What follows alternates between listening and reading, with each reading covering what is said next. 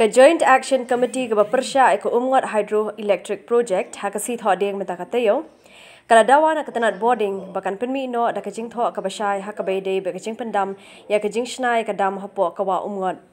Habe kren be kinong tho ko bor hadin blawai ka jelang unong yalam ka JC usamla TR Suchen ulong ba ka Jubab na ka Sorkar kamlong ka Shai hakabede be kajing pendam no ya kanika project. Well, from the Joint Action Committee against Umngot Hydro Electric Project,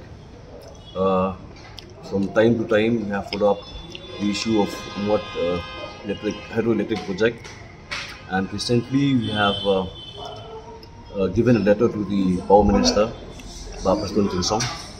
and later on we got a reply from him after a month, and the reply that we got is quite skeptical because there is a wording that says termination only for the private party, which means directly it says that the termination is not for the project, it's for the company that has constructed a project for to build up a dam in Umngot.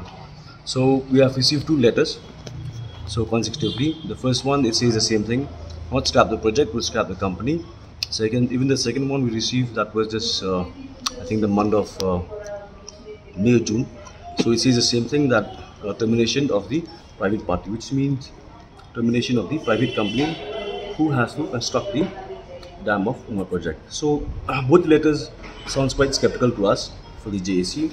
So we wanted to write another letter to the Power Minister so that the government will come out clear with the reply what the JAC wants or what the JAC demands, that is to scrap the entire project of Umngot, not the company or any private party.